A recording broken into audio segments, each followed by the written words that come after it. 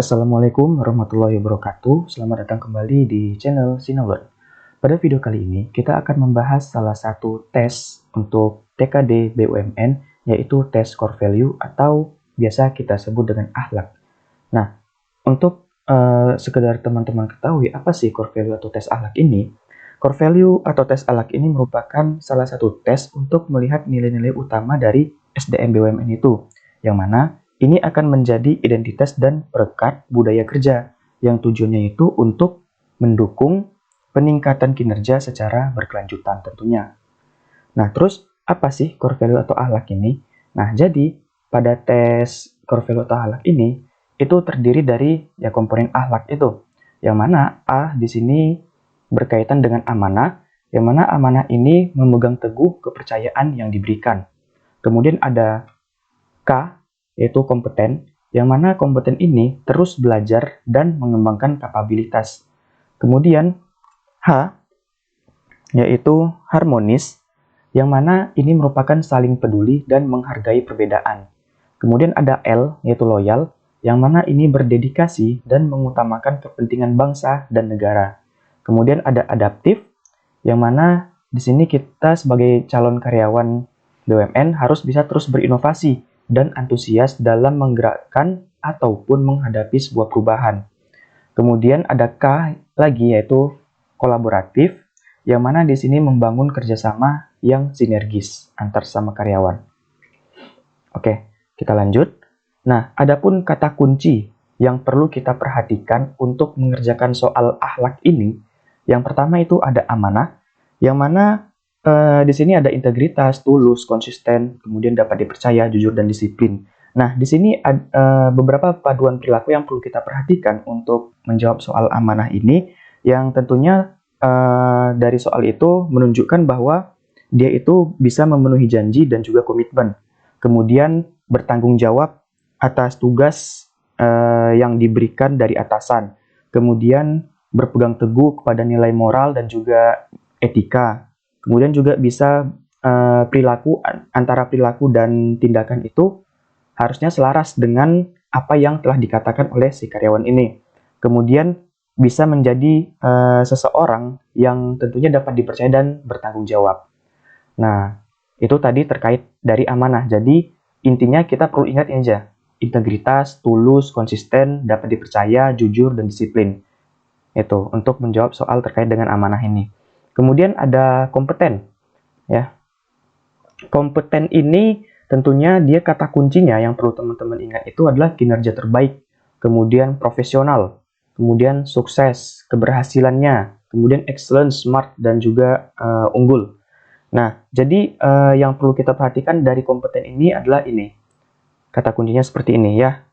Contoh panduan perilakunya ya kayak si karyawan ini bisa meningkatkan kompetensi diri. Ya, tujuannya yaitu untuk menjawab tantangan yang selalu berubah tentunya terkait dengan perkembangan zaman. Tentunya tantangan juga pasti selalu berubah. Kemudian bisa membantu orang lain belajar. Kemudian juga selalu dapat diandalkan dengan memberikan kinerja yang baik. Nah, disinilah ada kesuksesan profesional dan keberhasilan dari kinerja yang telah dilakukan. Kemudian menghasilkan kinerja dan juga prestasi yang memuaskan tentunya ya dari soal kompeten ini. Nah, kemudian ada harmonis. Harmonis ini tentunya ada peduli, kemudian perbedaan atau keberagaman. Ini kata kuncinya ya teman-teman, perlu diingat. Peduli, perbedaan atau keberagaman. Contoh paduan perilakunya ya kayak kita bisa menghargai setiap orang apapun itu latar belakangnya, baik dari segi agama, budaya, gitu. Kemudian kita peduli, yaitu suka menolong orang lain. Terus juga membangun lingkungan kerja yang kondusif tentunya. Dan juga kita bisa selalu menghargai pendapat, kemudian ide ataupun gagasan orang lain, terutama dalam diskusi ya. Kita harus bisa saling menghargai lah intinya untuk memenuhi kriteria harmonis ini. Kemudian di sini ada loyal. Ya, loyal ini kata kuncinya yang perlu teman-teman ingat, yaitu berhubungan dengan komitmen, dedikasi atau rela berkorban, kemudian kontribusi. Nah, contohnya tuh seperti apa gitu ya? Contohnya ya kayak kita menjaga nama baik sesama karyawan, kemudian nama baik pimpinan, nama baik perusahaan, dan juga nama baik negara gitu. Kemudian kita bersedia gitu berkontribusi lebih dan tentunya rela berkorban. Ya, tujuannya Pak untuk mencapai tujuan yang lebih besar bagi kita dan juga bagi perusahaan. Jadi kita harus rela berkorban lah gitu untuk perusahaan. Kemudian menunjukkan kepatuhan kepada pimpinan, kemudian organisasi ataupun perusahaan lah gitu intinya. Dan juga bisa menunjukkan komitmen yang kuat lah bagi perusahaan untuk mencapai tujuan bersama gitu. Itu terkait dengan loyal. Jadi teman-teman perlu ingat kata kuncinya yang berhubungan dengan komitmen, dedikasi atau rela berkorban dan kontribusi buat perusahaan. Kemudian ada adaptif. Nah, apa sih adaptif ini? Ya, adaptif ini tentunya yang perlu teman-teman ingat, kata kuncinya itu berhubungan dengan inovasi, antusias terhadap perubahan, dan juga proaktif. Nah, contohnya itu seperti apa? Ya, kita tentunya dapat menyesuaikan diri dan terbuka terhadap perubahan yang terjadi. Kemudian, kita cepat dan aktif dalam setiap perubahan untuk menjadi lebih baik, dan tentunya itu akan berguna dan bermanfaat bagi perusahaan. Itu. Terus, kita juga bisa contoh lainnya itu kayak terus-menerus melakukan perbaikan serta inovasi secara konsisten. Kemudian juga bisa bertindak proaktif dalam menyelenggarakan perubahan atau menggerakkan sebuah perubahan. Gitu. Kemudian yang terakhir ada kolaboratif. Ya, intinya di sini kita membangun kerjasama yang sinergis, yang mana kata kuncinya yaitu kesediaan bekerja sama dan tentunya sinergi untuk hasil yang lebih baik. Ya, contohnya ya kayak kita memberikan kesempatan kepada berbagai pihak gitu untuk bisa berkontribusi, ya, berkolaborasi dengan pihak lain. Kemudian terbuka untuk bekerja sama tentunya dengan pihak lain sehingga kita bisa mendapatkan hasil yang lebih baik. Kemudian bersinergi untuk mencapai tujuan bersama, ya tujuannya itu tadi untuk mendapatkan hasil yang lebih baik lagi. Itu. Oke, kita lanjut. Mungkin langsung ke contoh soal saja ya teman-teman biar lebih enak untuk memahami makna dari kata-kata akhlak ini. Oke, soal yang pertama. Di sini kita lihat ya soalnya yaitu apabila Anda diberikan titipan berupa uang untuk disampaikan kepada pemiliknya dan uang itu berjumlah banyak, maka apa yang akan Anda lakukan? A. Memberikan uang tersebut hanya setengahnya saja. B. Memberikan uang tersebut dengan jumlah yang utuh. Nah, dari sini kita bisa lihat ya teman-teman, bahwa dari contoh soal ini, itu berkaitan dengan menyampaikan amanah terhadap uang tadi. Jadi, kita ya, Anda ini, kita diberikan titipan berupa uang dan ini harus disampaikan kepada pemiliknya dan uang itu berjumlah banyak. Maka terkait dengan amanah, apa yang perlu kita lakukan gitu, amanah terhadap titipan uang ini? Ya, kita lihat opsi A, itu memberikan uang tersebut hanya setengahnya saja. Nah, opsi ini harusnya tidak sesuai ya dengan prinsip amanah tadi yang dapat dipercaya karena dia hanya memberikan setengahnya saja.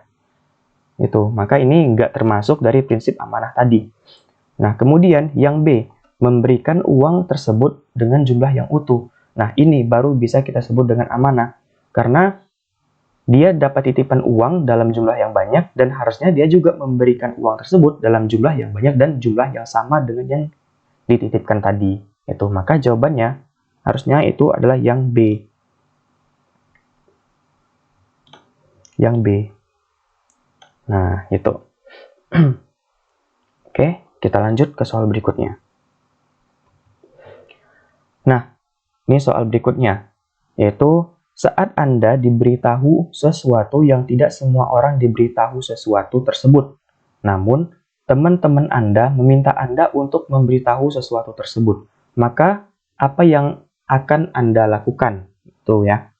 Nah, dari sini dapat kita lihat lagi ya teman-teman, bahwa dari soal ini berkaitan dengan amanah, satu, dan juga dalam amanah ini dalam hal apa?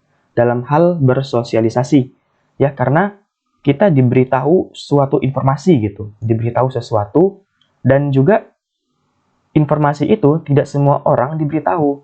Jadi informasi itu hanya diberitahu kepada kita, dan kita tentunya karena informasi ini hanya diberitahu kepada kita, jadi kita sebagai seseorang itu yang diberitahu informasi itu harusnya tidak menyampaikan informasi itu kepada orang lain. Karena apa? Mungkin informasi ini bersifat rahasia, karena itu makanya informasi itu diberitahu kepada kita saja. Nah, maka apa yang akan Anda lakukan gitu? Kita lihat opsi A. Tetap tidak memberitahu kepada teman-teman. Ya. Nah, dari sini bisa kita lihat ya bahwa opsi A ini menanamkan prinsip amanah tadi, yang mana di sini kita diberitahu, tapi tidak semua orang diberitahu. Berarti informasi itu hanya diberitahu kepada kita. Nah, kita sebagai orang yang diberitahu informasi, harusnya kita bisa menjaga informasi tersebut. Gitu. Nah, kemudian yang B, mengatakan kepada teman-teman dan meminta teman-teman untuk tidak memberitahu kepada siapapun. Nah, apabila kita sudah mengatakan nih kepada teman-teman kita, maka kita tidak menutup kemungkinan teman-teman yang lain itu akan mengatakannya lagi, sehingga informasi tersebut akan tersebar luas dan akhirnya orang lain pun akan tahu, sehingga informasi tersebut tidak menjadi privasi lagi karena kita sudah memberitahu kepada teman-teman kita gitu. Maka opsi yang paling relevan atau yang paling tepat adalah kita tetap menjaga informasi tersebut dengan tidak memberitahu kepada teman-teman kita gitu. Dan jawabannya adalah yang A, gitu ya. Oke, kita lanjut ke soal nomor 3. Di sini kepala bagian keuangan Anda meminta rancangan anggaran bulanan untuk nantinya bisa dicairkan. Maka apa yang akan Anda lakukan? Nah, dari soal ini kita dapat melihat bahwa soal ini berkaitan dengan amanah dalam hal keuangan ya, keuangan lagi yang mana berkaitan dengan rancangan anggaran bulanan. Oke, kita lihat yang opsi A. Opsi A ini itu segera membuat rancangan dengan sebenar-benarnya, ya. Karena di sini dengan membuat rancangan sebenar-benarnya, maka sudah termasuk memenuhi amanah tentunya. Karena apa? Kita diminta untuk membuat rancangan anggaran bulanan untuk nantinya bisa dicairkan, maka kita perlu membuat rancangan tersebut dengan sebenar-benarnya. Kata sebenar-benarnya ini menunjukkan kita berarti bahwa memiliki sifat amanah. Oke. Nah, kemudian yang opsi B gimana? Membuat rancangan dengan menambahkan biaya yang tidak seharusnya. Biaya yang tidak seharusnya. Ini. Di sini berarti dia sudah tidak jujur. Sehingga ini bukan prinsip amanah. Ya, berarti jawaban yang sesuai adalah harusnya yang A. Gitu ya, teman-teman. Oke, kita lanjut ke soal berikutnya. Jika Anda diberikan tugas untuk menyimpan uang acara sosialisasi di tempat kerja Anda, maka Anda harus, oke, kita lihat opsi A, menyimpan uang dengan sebaik mungkin sampai acara dilaksanakan. Kemudian yang B, menggunakan uang dahulu sampai acara dilaksanakan. Oke, dari soal ini kita dapat melihat bahwa kita diberikan tugas untuk menyimpan. Jadi tugas kita adalah untuk menyimpan uang. Ya. Menyimpan uang acara sosialisasi di tempat kerja Anda. Berarti tugas kita adalah ini. Dan kita harusnya sebagai karyawan yang memiliki prinsip amanah, yang jujur, tentunya kita harus menyimpan uang tersebut gitu. Dan kita lihat yang opsi A, menyimpan uang dengan sebaik mungkin sampai acara dilaksanakan. Karena dari opsi A ini, apabila sudah diberikan tanggung jawab dalam hal keuangan, maka hal itu harus benar-benar dilakukan dengan baik gitu. Maka ini menunjukkan sifat amanah karena kita menyimpan uang dengan sebaik mungkin gitu. Menyimpan uang dengan sebaik mungkin dan ini menunjukkan sifat amanah, jujur gitu. Kemudian opsi B, menggunakan uang dahulu sampai acara dilaksanakan. Ini tentunya tidak menunjukkan sifat amanah karena kita menggunakan uang. Ini merupakan sikap yang salah gitu. Karena nggak sepantasnya kita sebagai orang yang diberikan amanah untuk menggunakan uang tersebut terlebih dahulu gitu. Itu nggak seharusnya. Maka opsi yang paling benar itu adalah opsi yang A. Oke, kita lanjut ke soal contoh soal yang terakhir ya. Oke, di sini saat ada saudara Anda yang berbeda keyakinan mengalami musibah sampai kehilangan tempat tinggalnya, maka apa yang akan Anda lakukan? Yang A, saya akan memberi saran untuk tinggal di rumah saudara yang lain. Kemudian yang B, saya akan menawarkan bantuan untuk tinggal di rumah kami sampai keadaan sudah membaik lagi. Nah, dari soal ini kita dapat melihat bahwa ini berkaitan dengan solidaritas dan juga tentunya berkaitan dengan toleransi. Yang mana di sini ya kita menanamkan prinsip harmonis ya kepada saudara kita gitu. Nah, di sini kita lihat poin A. Saya akan memberi saran untuk tinggal di rumah saudara yang lain.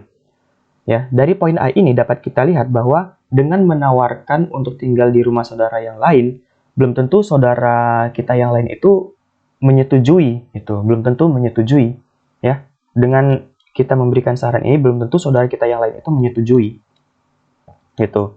Jadi ini menurut saya bukan pilihan yang tepat. Nah, terus bagaimana dengan yang B? Saya akan menawarkan bantuan untuk tinggal di rumah kami sampai keadaan sudah membaik lagi.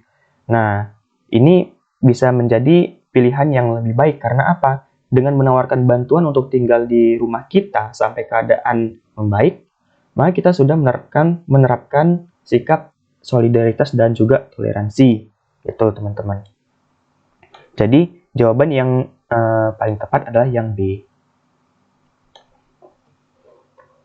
Oke, mungkin itu saja ya video kita pada kali ini terkait dengan tes core value BUMN atau kita sebut dengan tes akhlak. Apabila ada kesalahan saya dalam membahas terkait dengan tes materi dari core value atau akhlak tadi, dan juga mungkin ada kesalahan dalam pembahasan soal tadi, mungkin teman-teman bisa komentar di kolom komentar ya teman-teman. Nah, mungkin cukup sekian video kita pada kali ini. Lebih dan kurang mohon maaf. Assalamualaikum warahmatullahi wabarakatuh. Sampai jumpa di video selanjutnya.